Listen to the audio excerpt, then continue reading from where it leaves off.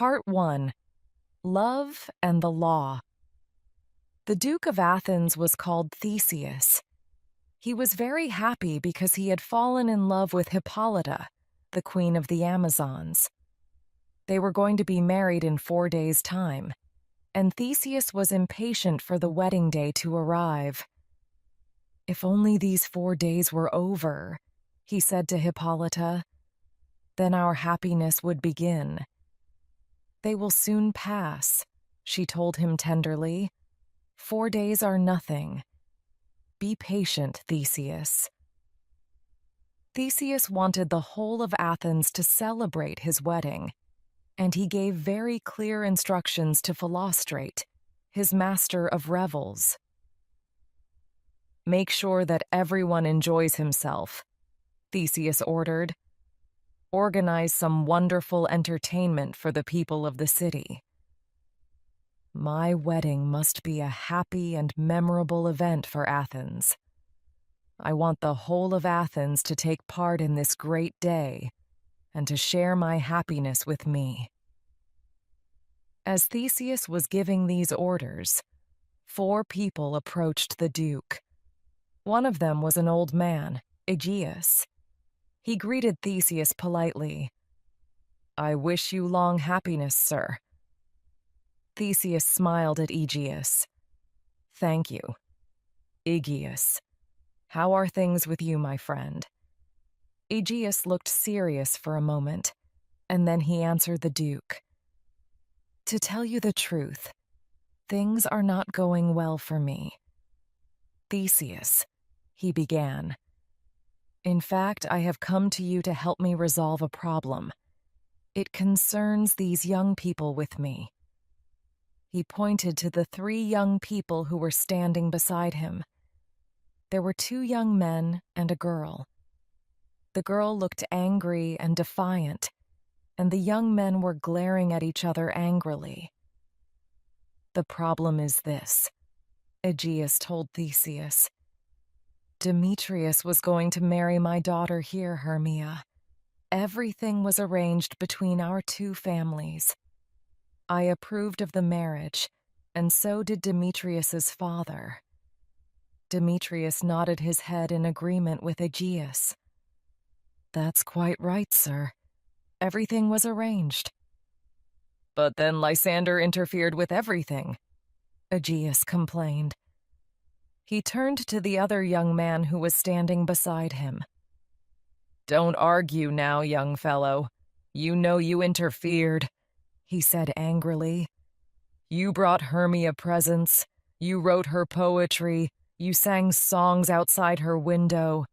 You did everything you could to make her fall in love with you, and now she refuses to obey me. She says she won't marry Demetrius." Aegeus frowned at Lysander. The young man looked back at him. He did not seem afraid. Then Hermia's father spoke to Theseus again. "I have come to you, sir," he said, "to ask for justice. Hermia has refused to obey me. If she won't marry Demetrius, she should die. That is the law of Athens, as you know.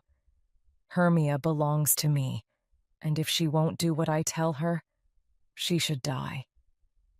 Theseus thought hard for a moment. He did not approve of children who disobeyed their parents. Then he turned to Hermia. "What have you got to say?" he asked. Then he raised a finger in warning. "Before you reply," he said sternly, "you should remember one thing. Your father made you. He has the right to destroy you if he chooses. Demetrius is undoubtedly a good man, and he would make a good husband for you. You should accept him if that is what your father wishes." Hermia blushed. It was difficult to tell if she was embarrassed or very angry. Then she decided to speak. She spoke in a very determined way.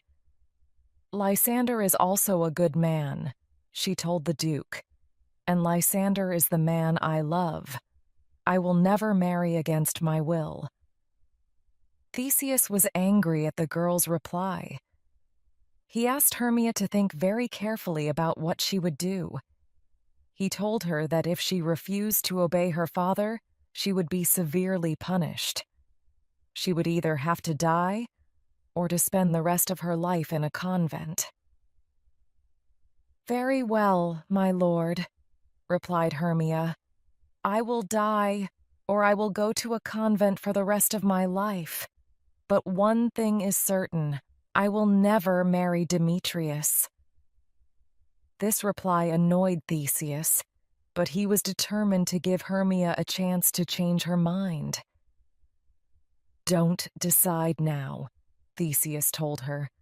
"I will give you 4 days to make up your mind, but this I promise you. On the day of my own wedding, you will either die or go to a convent, or you will marry Demetrius." Lysander now began to argue with Aegeus. "Why are you so opposed to my love for Hermia?" he wanted to know. "I am as good a man as Demetrius.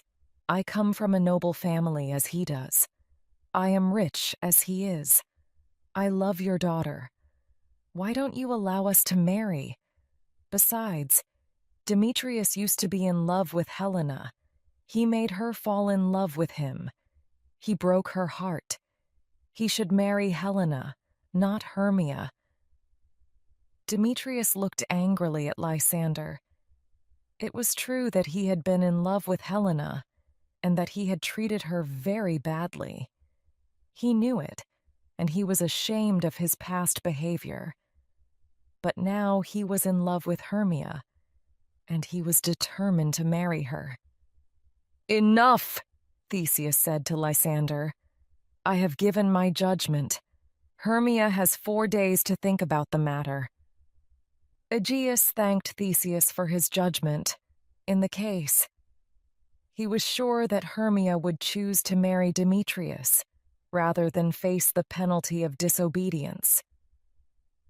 "And now, my old friend," said Theseus to Aegeus, "I want to speak to you and Demetrius privately."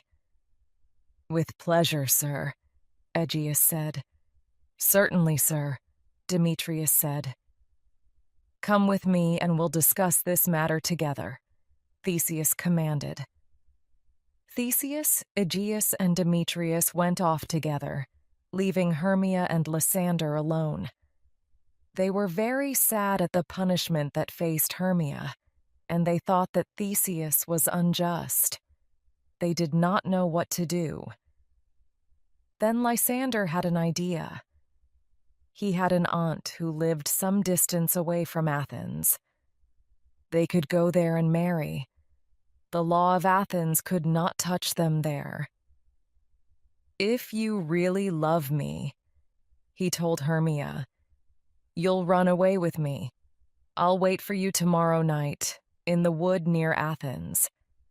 Then we'll go to my aunt's house. What do you think of the plan?" Hermia promised that she would meet Lysander in the wood. As the lovers were making their plan to escape from Athens, they were joined by Helena. Helena was very unhappy because she loved Demetrius. "Why does Demetrius love you?" she asked Hermia with a sigh. "What have you done to make him fall in love with you, when he loved me before?" Hermia smiled at her friend. "I'll tell you what I do," she said. "I ignore him, but he still loves me. I am rude to him, but he still loves me. The more I hate him, the more he loves me." Then Hermia told Helena what Theseus had said to her. Helena felt very sorry that her friend was in danger of such a severe punishment. "Lysander and I are going to run away from Athens," Hermia explained to her friend. Helena thought about the lovers' plan to escape to the wood. Then she made a plan of her own. "I'll tell Demetrius what Lysander and Hermia are going to do," she decided. He's sure to follow Hermia into the wood. Perhaps he'll thank me for bringing him the news. Part 2. Acting for the Duke. Everyone in Athens knew that Theseus was going to be married to Hippolyta. Many people were wondering how they could celebrate the event in a way that would please the Duke. Everyone wanted to honor the Duke by organizing a special entertainment for him and his bride. There was a weaver in the city called Bottom. He and his friends had decided that they would perform a play for the Duke. They had never performed in a play before, but they were certain it would be easy to do. They held a meeting to decide what play they should perform and the parts that each of them should play. "Well, friends," asked Bottom, "what play shall we perform for the Duke?" He was answered by the carpenter. "Quince." "We have chosen the play Pyramus and Thisbe." "What is my part in the play?" asked Bottom excitedly. "Do I play a lover, or do I play a bad king?" "You play the part of a lover," Quince told him. "It's a wonderful part because you kill yourself for love." Bottom was very excited at the idea of the part he was to play. "Excellent," he cried. "I'll be very good at it, I'm sure. I'll make the audience cry at my sufferings. You can be sure of that." He thought for a moment. "But perhaps I'd be better as a king," he said thoughtfully. "I could terrify them if I had the part of an evil king." He ran up and down excitedly, waving his arms about and pulling strange faces. He was trying to look strong and powerful, but he only looked ridiculous. His friends were embarrassed by his silliness. That was a bad king. Not bad, eh? He looked at his friends with a smile, expecting that they would compliment him on his efforts. No one said anything. Bottom looked disappointed. He thought his acting was wonderful. "Let's continue then," he suggested to Quince. "Now tell us who the other actors are." "The next is Flute," Quince told them. He turned to Flute. "You play the part of Thisbe, the woman that Pyramus loves," he explained. "I don't want to play the part of a woman," Flute complained. "Besides, I'm growing a beard. It'll be ridiculous." "Don't worry about that," Quince reassured him. "If you wear a mask, no one will see your beard." "All right then," said Flute. "If I can play the part that way, I don't mind." The idea of wearing a mask appealed to Bottom, and he could not resist interrupting. "I could play that part beautifully. I want to be Thisbe," he cried. "Let me have the part of Thisbe." "No," said Quince. "You will play the part of Pyramus." Then Quince told the other actors which parts they would play. After telling everybody which part they would play, finally he turned to Snug.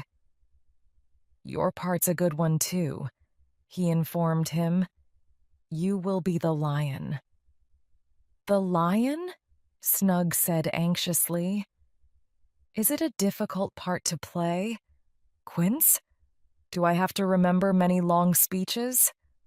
"No, don't worry," Quince reassured him. "The lion's part is very simple. You just enter and roar. It's very easy." Once again, Bottom was delighted at the idea of playing the lion. It seemed a much more wonderful part than his own. He interrupted the proceedings once again. "Let me be the lion," he cried. "Oh, do let me be the lion, Quince. I could do it so well. I would roar so loudly that it would frighten everybody in the audience." By now, Quince was becoming quite impatient with Bottom. "A fine thing that would be," he said angrily. "The Duke would be very angry if we frightened all the ladies. We'd all get into a lot of trouble." "You're right," Bottom admitted eagerly. "But I'd play the part of the lion very gently. No one would be scared at all." "How many times must I tell you?" Quince said angrily. "You're playing the part of Pyramus. It's a lovely part." He paused for a moment. "There is one other thing we need to do. We must practice our play in a quiet place, away from the city. Let's go into the wood tomorrow night. We can practice there without being disturbed by anybody." Part 3. The Fairy Kingdom. The next night, several groups of people entered the wood outside Athens. First there was Lysander and Hermia. Then there was Demetrius, who was secretly following Hermia. Demetrius was followed by Helena. Finally, there was the group of actors led by Bottom. None of these people knew it, but the wood outside Athens was a special place that night. The king of the fairies, Oberon, had decided to spend the night there. His servant, Puck, was busy organizing an entertainment for him. Puck loved fun of all kinds, and he was looking forward to the pleasure he would give the king. He was walking happily through the wood when he suddenly saw a fairy. "Who are you?" he asked. "You're not one of the king's fairies, are you?" "No, I'm not," the fairy replied proudly. "I serve the Queen Titania." "The Queen!" Puck cried in surprise. "Do you mean that the Queen is also here tonight?" "Certainly she is," the fairy told him. "The Queen and her retinue I will be here shortly." This was not good news for Puck. Oberon and Titania had quarreled very badly. The Queen had taken a new servant boy and refused to give him to the king. The king was offended by her behavior. They were avoiding each other and hardly spoke when they met. "We must keep them apart," Puck thought.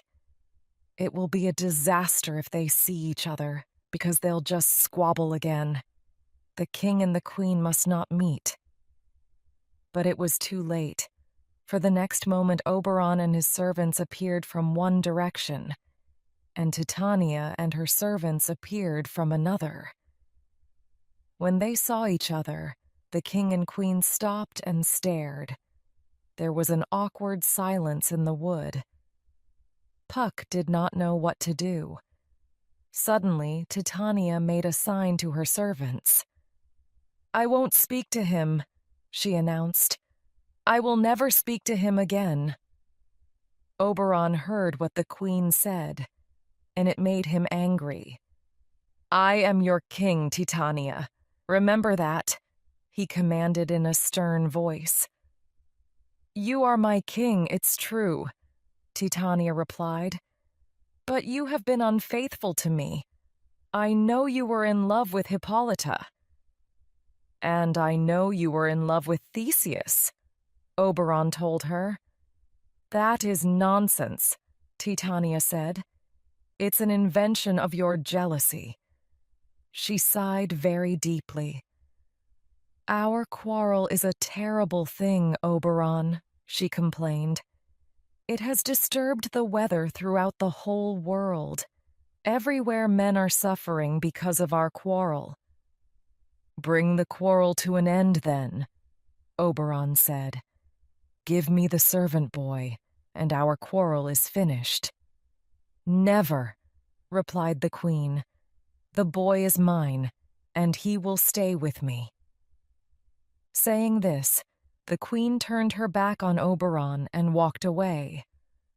Oberon was more angry than ever with Titania now, and he decided to play a trick on her. He knew where there was a magical flower that had the power to make people fall in love. He ordered Puck to look for the flower and to bring it to him. "I'll wait until Titania is asleep tonight," Oberon thought. "Then I'll squeeze a little of the juice from the flower into her eyes. When she awakes, she'll fall in love with the first person she sees. That will punish her for her pride and arrogance." He smiled with amusement at the trick. Now he felt more cheerful. Just then, Demetrius and Helena came into that part of the wood. They were quarreling loudly. Oberon quickly made himself invisible so that he could listen to them. "I've already told you to go back to Athens," Demetrius said to Helena. "I came here because I'm in love with Hermia. Stop following me." "I'll always follow you, Demetrius," Helena replied. "Can't you understand that I love you? I'll never leave you. If you don't leave me alone, I'll abandon you here in the wood," Demetrius threatened her. "It's a dangerous place. You don't want to be left by yourself, do you?" "If you leave me, I'll run after you," Helena told him. "I don't care how badly you treat me, Demetrius. I love you." The young couple walked away, still arguing bitterly. Oberon was shocked by what he had heard of the conversation between Demetrius and Helena. "What a pity," thought Oberon. "That young fellow deserves a lesson. To treat a beautiful girl in that way. It's not right at all." Then an idea came to him, and he smiled again. "I know what I'll do," he thought. "I'll make the boy fall in love with her. He'll learn what it is to suffer for love." When Puck returned, he was carrying the magical flower with him. He gave the flower to Oberon. "Come with me," Oberon ordered. "I know the place where Titania sleeps. Let's go and find her." Oberon and Puck walked very quietly through the forest until they found Titania. The queen of the fairies was fast asleep. Oberon crept forward and gazed down on her. Titania was very beautiful. Oberon poured a little of the juice from the flower into the queen's eyes. "There," he whispered triumphantly to Puck. "When she wakes, she'll fall in love with the first thing she sees. I hope it's something really ugly and horrible. That'll teach her to be more respectful to me in the future." Oberon and Puck left the queen sleeping peacefully. Then Oberon told Puck about the young couple in the wood, and how cruelly the boy had behaved towards the girl. "Take a little of this magic juice, Puck," the king ordered. "Go through the wood until you find them. As soon as they're asleep, pour a little of the juice into the young man's eyes. When he wakes, he'll be in love with the girl." Puck liked the king's plan and went off happily to search for the boy and girl. He thought the king's idea was a wonderful one. Lysander and Hermia thought that they were quite alone in the wood. They were very happy and excited to be together, and the time passed quickly for them. Then Lysander realized that he had lost the way in the darkness. "We should sleep here until morning," he said to Hermia. "We'll soon find our way again when it's light." Hermia agreed with him. She lay down on the ground and made herself comfortable. She was tired. Lysander lay down next to her on the soft ground. "What are you doing?" cried Hermia. "Don't lie so close to me. We're not married yet. It's not right." Lysander was disappointed, but he got up and moved a little way away. Then he too lay down on the soft earth. The lovers had had a long and exciting day, and they were soon asleep. Puck was still looking for the boy and girl that Oberon had described to him. He came through the silent wood, carrying the flower carefully in his hand. Then he saw Lysander and Hermia asleep. That must be them, he thought. Look how far away the boy has put himself. She's frightened to lie next to him, poor thing. Puck carefully poured some of the magic juice into Lysander's eyes. Now he'll fall in love with her, Puck said to himself. As soon as he wakes up and sees her, he'll fall in love with her. Oberon will be pleased. I've done everything that he asked. Lysander and Hermia went on sleeping. The wood was very dark and quiet. A little while later, Demetrius and Helena came into the part of the wood where the lovers were sleeping. They were still quarreling, and Demetrius was becoming increasingly angry. "Go away!" he shouted at Helena. "Leave me alone, I tell you." "I know that I'm not as beautiful as Hermia," said Helena sadly. "Everyone loves her. If I were like her, you'd never treat me like this." She began to sob. Then she saw something on the ground in front of her. She cried out in surprise. "Why, it's Lysander. Wake up, Lysander, wake up." Lysander woke up out of his sleep and looked at Helena. The flower worked its magic, and he fell in love immediately. "Helena, my love!" he cried out. Helena did not believe that Lysander was sincere in what he was saying. She knew that Lysander and Hermia were very much in love. She imagined that he was making fun of her because of her love for Demetrius. "It's very cruel of you to make fun of me," Helena complained. "Why do you mock me with this silly game?" She turned away from Lysander and walked off into the wood. "Wait! Helena, wait for me!" cried Lysander. He got up quickly and chased after Helena. Part 4. The donkey and the Queen Bottom and his friends had met in another part of the wood, and they were busy with the rehearsal for their play. Their rehearsal was not going smoothly, however, and they had some problems to resolve. "Friends," said Bottom, "there are some things in this play that I don't like. I don't like them at all. For instance," he went on, "Pyramus has to kill himself with a sword. I think the ladies in the audience will be frightened if he does that." "You're right," agreed Snout.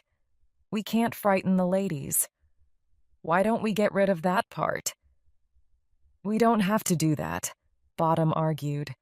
"Why don't we add a prologue to the play? We could explain that Pyramus isn't really killed at all, and we could also say that I am not really Pyramus, that I'm really Bottom. Then the ladies wouldn't be frightened. What do you think?" "I think you're right," Quince told him. "We'll put in a prologue to explain that part of the play." "What about the lion?" asked Snout. "Won't the ladies be frightened of the lion as well?" "A lion is a very terrifying creature, you know," Bottom pointed out. "Let's have a second prologue," Snout suggested. "We can explain that it isn't a real lion at all." "Yes," said Bottom. "And when you play the part," he said to Snug, "you should show your real face, and then you could speak in your own voice. You could say, 'Ladies, don't he frightened? I'm really Snug, I'm not a lion at all.' Then they wouldn't be scared." "I agree," said Quince. "We don't want to frighten the ladies. That would be a terrible thing. But there's something else that worries me. What about the moon? It says that Pyramus and Thisbe meet in the moonlight. How are we going to put moonlight into the play? We need an almanac, cried Bottom. Get an almanac, he cried excitedly. Quince opened the almanac at the date of Theseus's wedding. He read the details carefully. It's all right, he told them. There is a good moon that night. Then it's easy, Bottom said. We leave a window open in the room where we're playing. Everyone will see the moonlight. Or one of us could carry a lantern, Quince suggested. He could explain that he represents the moon. The actors were happy. They thought they were solving all their difficulties very cleverly. But what about the wall? Quince asked. It says in the play that Pyramus and Thisbe talk to each other through a hole in the wall. How are we going to show the wall? Everybody looked thoughtful for a moment, and then Bottom spoke again. One of us must represent the wall, he said. He can carry a brick to show what he is. Good, that's settled then, said Quince. Let's begin, shall we? You go over there. Bottom, and when I call you, you come on the stage. All right, everybody? Everybody said they were ready, and Bottom went a little distance away. Puck had heard the voices of Bottom and his friends, and he had hidden behind a tree to see what they were doing. At first, he did not understand what Bottom and his friends were doing. Their behavior was very strange. Then he realized what they were doing. They must be actors, he said to himself. Of course they are, but they're surely the worst actors in the world. I think I'll play a trick on them. He saw that Bottom was out of sight of his friends, and he used his magic to change Bottom's head into the head of a donkey. Bottom felt nothing, so he did not notice the trick that had been played on him. The other actors were now ready to begin. Bottom! Cried Quince. Where are you, Bottom? You're supposed to be on stage now. Bottom stepped forward, ready to speak his lines. If you loved me, Thisbe, he began. Run! Cried the actors. There's a monster! Run away, everybody! Bottom could not understand why the actors had run away. What's the matter with them? He wondered. Where have they gone?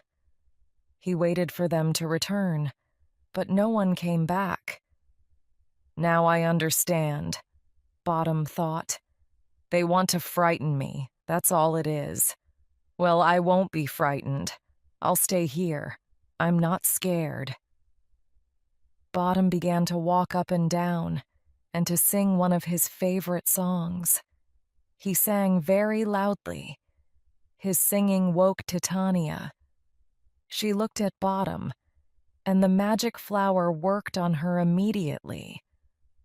The fact that he now had a donkey's head made no difference at all. She fell in love with him straight away. Your singing is wonderful, sir, she told him. And you are beautiful as well. I'm in love with you, she confessed. She called all her servants and told them that she was in love with Bottom. She ordered them to take very good care of him and to do exactly what he wanted. Art 5. Lovers' Quarrels.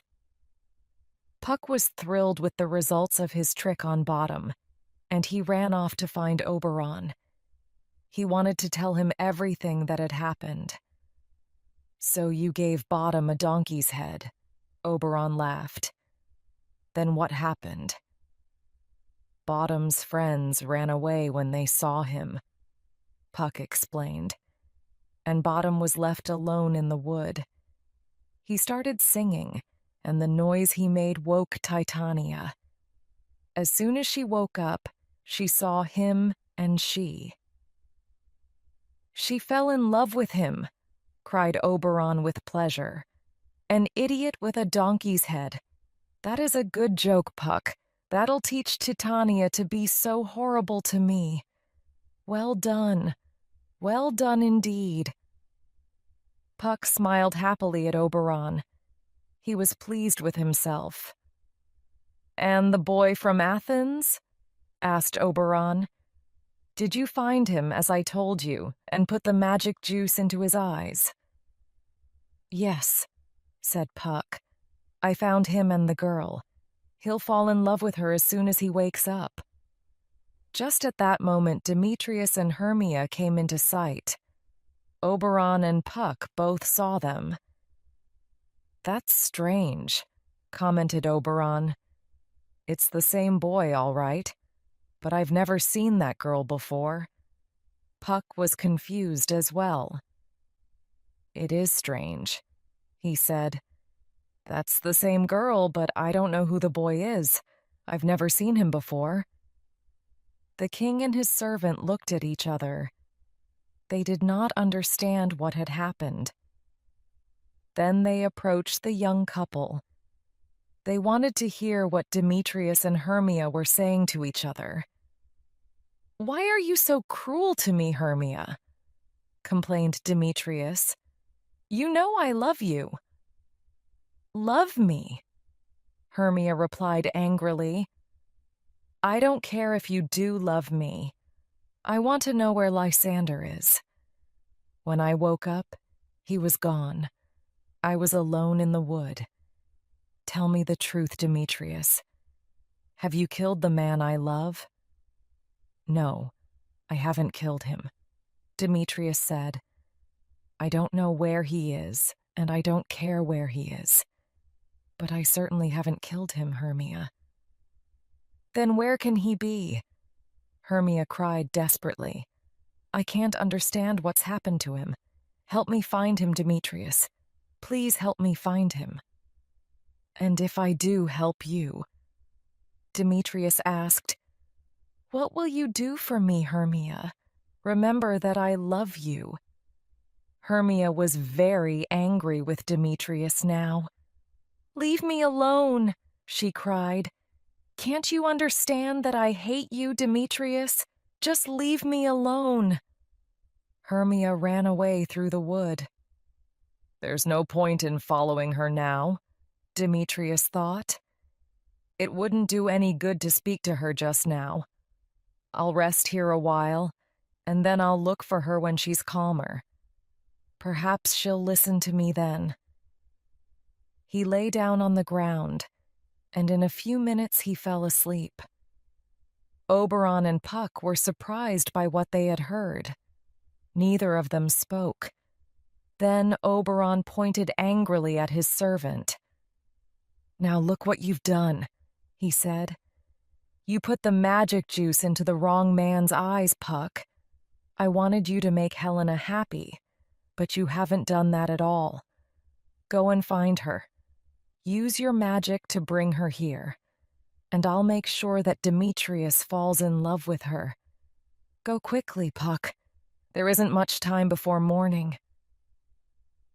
Puck flew through the wood in search of Helena. He was soon back at the king's side. Oberon could see that Puck was trying hard not to laugh. What is it now? Demanded the king. What's so funny? She's coming. Helena's coming, Puck announced. But there's someone with her, Oberon. Now Puck began to laugh. I did make a mistake with the magic juice. Now this other boy's terribly in love with her. Let's listen to what they say, shall we? Once again, Oberon and his servant watched quietly. Soon they could hear every word of the conversation between Helena and Lysander. Why do you think I'm making fun of you, Helena? Lysander asked miserably. I tell you I love you. What about all your promises to Hermia? Helena asked him angrily. What happened to them, Lysander? It's true, Lysander said. I thought I loved Hermia once. Now she means nothing to me. It's you I love. Helena, only you.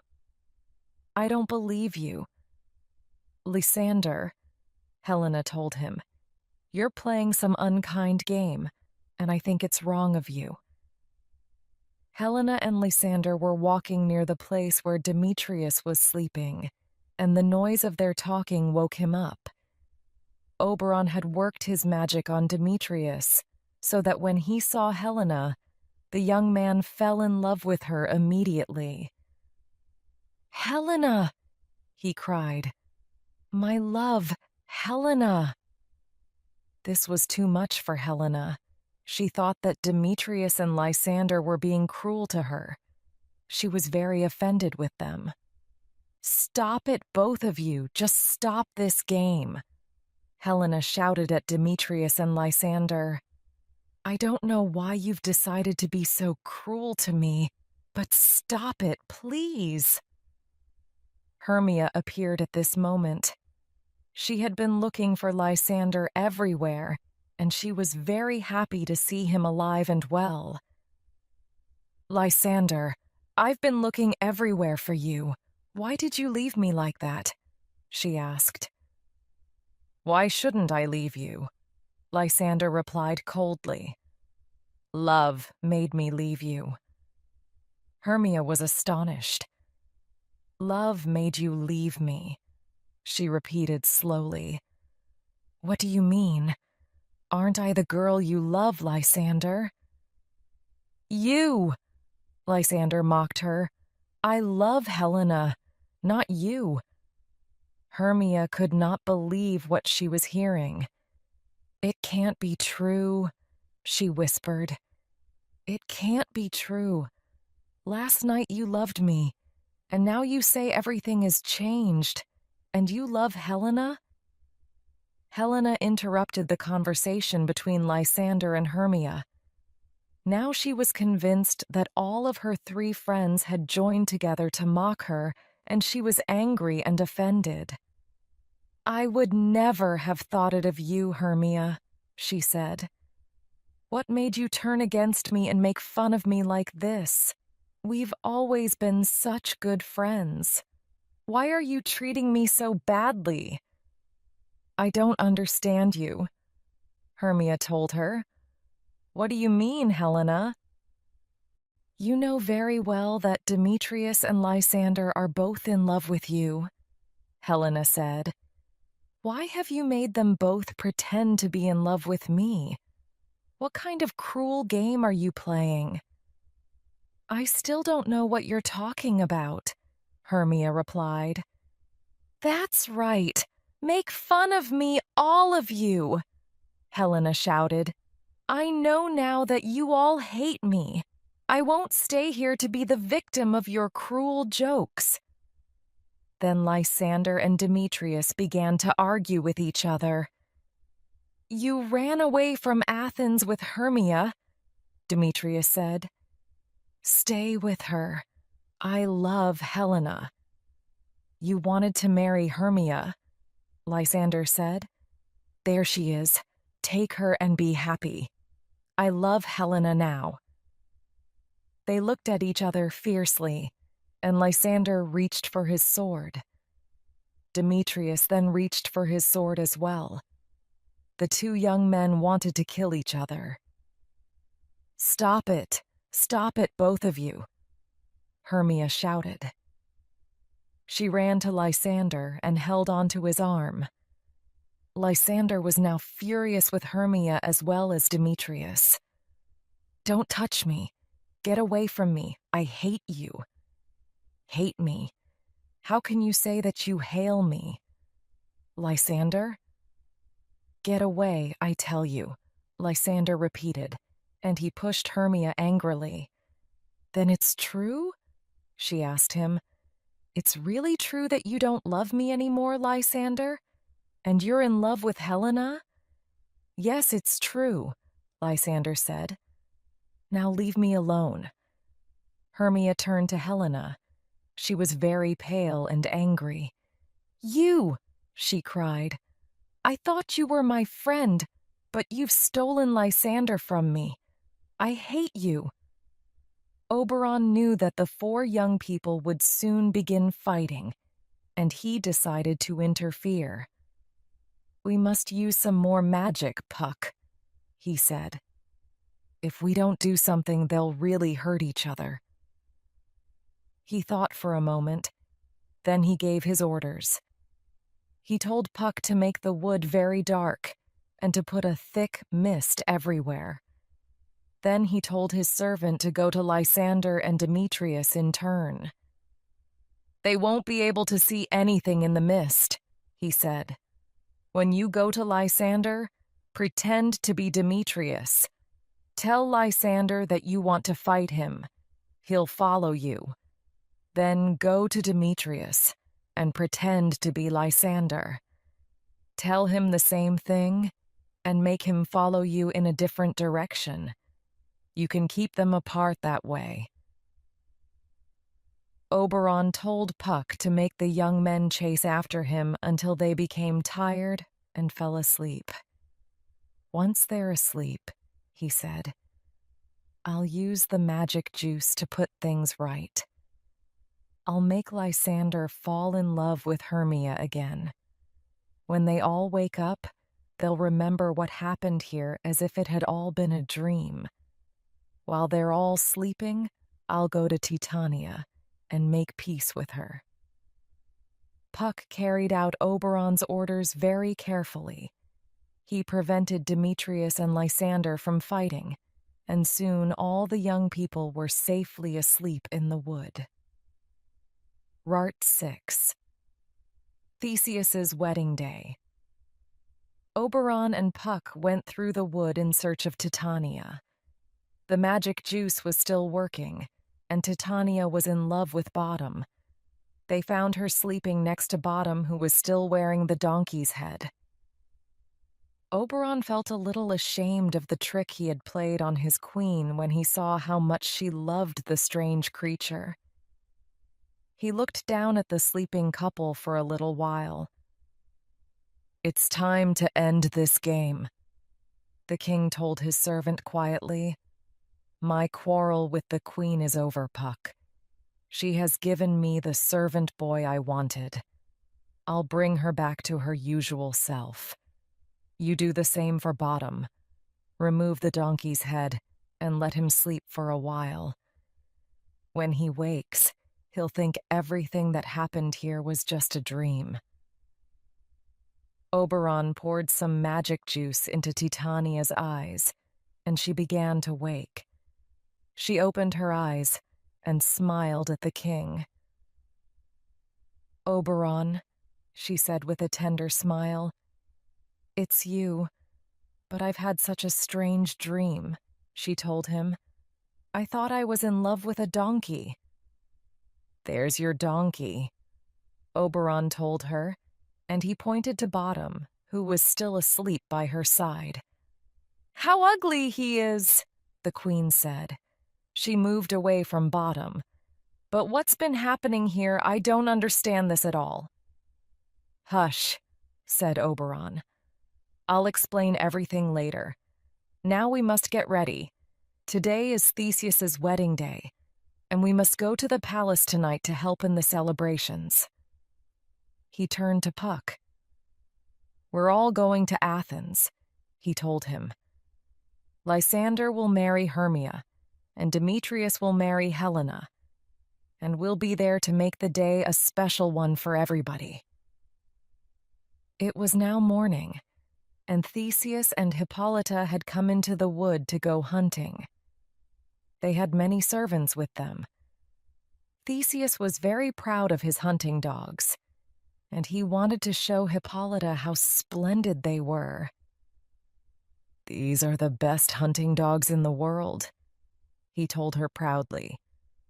Soon we'll let them run through the wood. It'll be a splendid sight. As Theseus was speaking, he saw something on the ground in front of him. He stepped forward and then gave a cry of surprise. There are people sleeping here. he said. "Who can they be, I wonder?" "It's my daughter," cried Aegeus. "And look, there's Lysander, and Demetrius and Helena. What are they all doing here together?" "Perhaps they came into the wood to see the hunting," Theseus answered. "It's a good thing we met them here, Aegeus. Today is my wedding day. It's today that Hermia has to make her choice about marrying Demetrius or going into a convent." Theseus ordered one of his servants to wake the young people. The servant blew his hunting horn, and all the hounds began to bark. The 4 young people began to wake. They looked confused, as if they were not sure what was happening. Theseus smiled at them. Then he spoke to Lysander.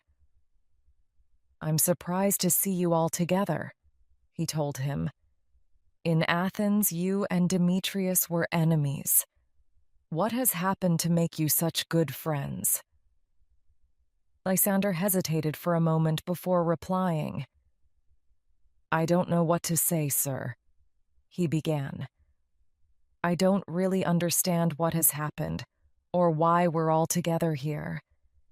It's as if I've been dreaming.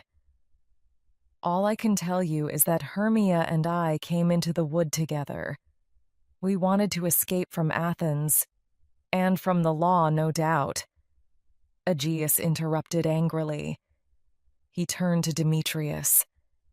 "Do you hear that, Demetrius? Lysander wanted to run away with Hermia. He would have stolen the girl you're going to marry. The law should punish him, Theseus." Demetrius then spoke.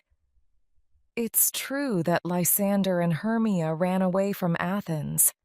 They told Helena their secret, and I followed them. I was angry with Lysander and I wanted to stop them. But then, something happened. I can't describe it. All I know is that my love for Hermia has disappeared. It's Helena that I love now." Demetrius looked at Theseus, then he went on.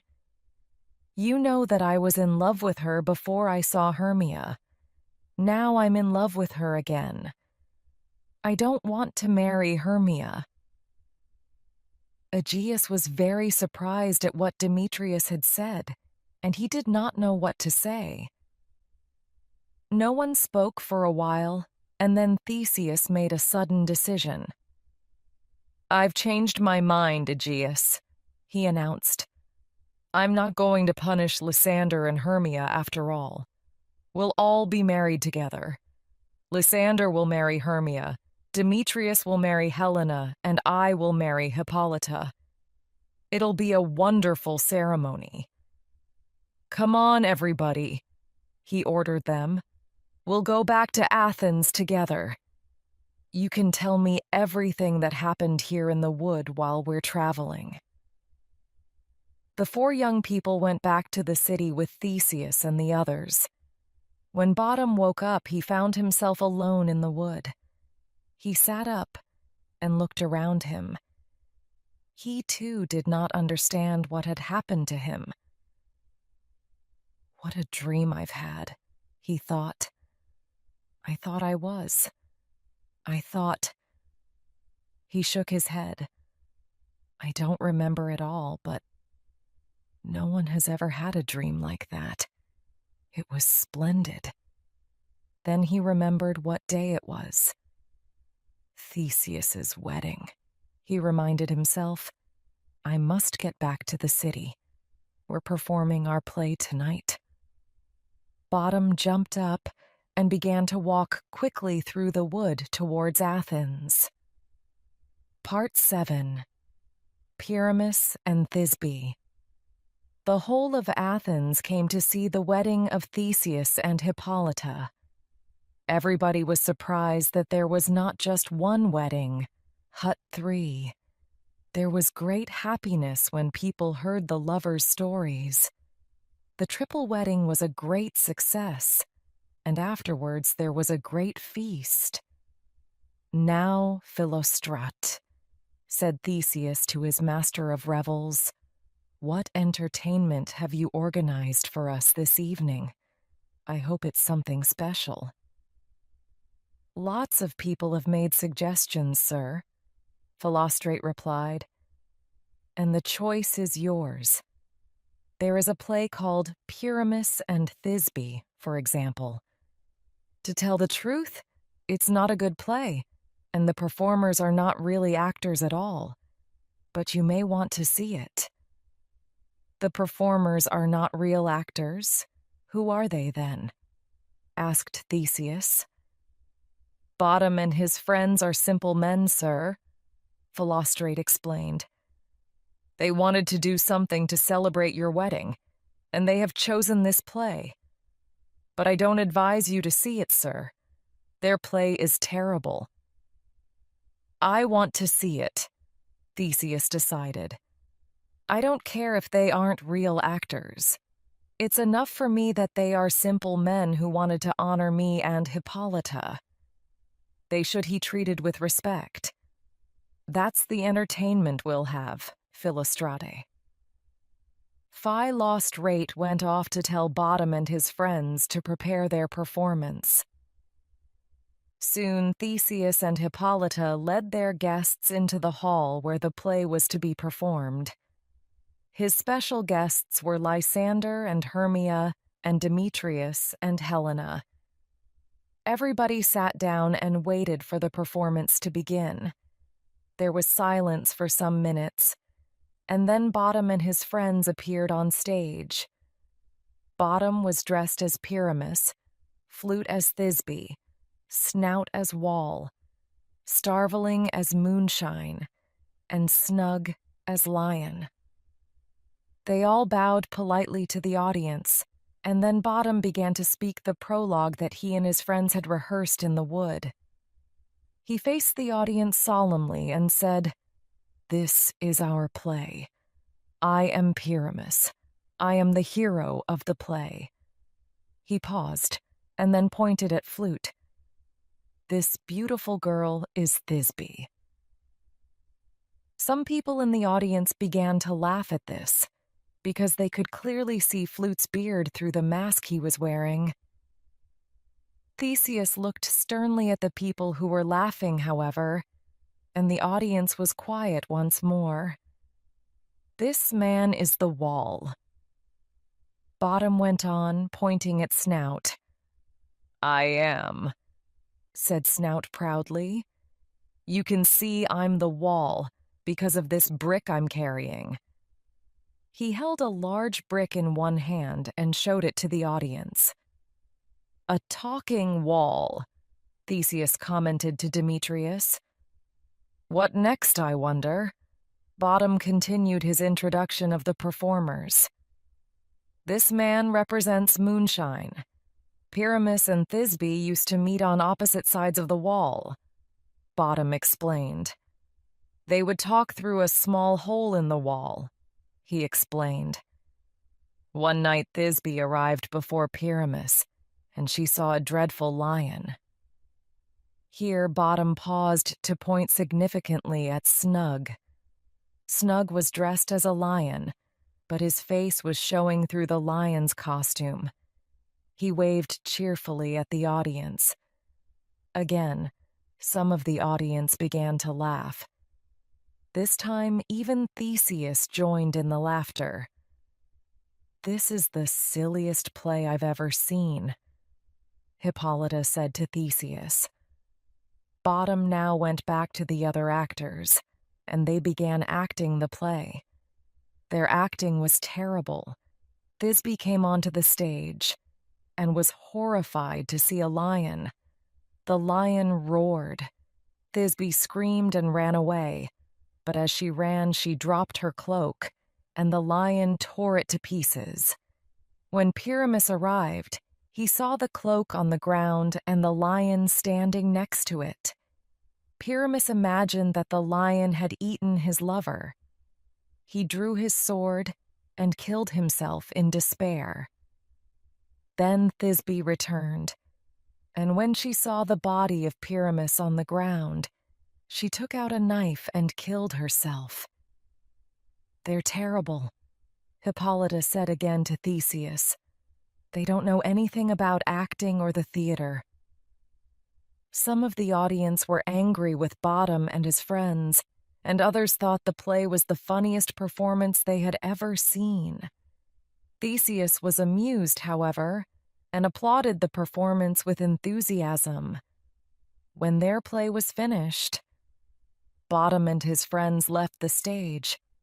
They were happy that they had honored Theseus and his wife with their performance, and they were sure that the play had been a great success. Soon the great hall where Theseus had entertained his guests was silent and dark. Everyone had gone to bed. A small figure emerged from the darkness and began to speak. It was Puck. He was singing quietly. "Now it is the time of night when fairies come to bring sweet joys to married girls and married boys." As Puck sang his song, other figures emerged from the darkness. Oberon and Titania appeared, with all their servants. The king and queen began to sing. "We wish the couples married here. Happiness for many a year.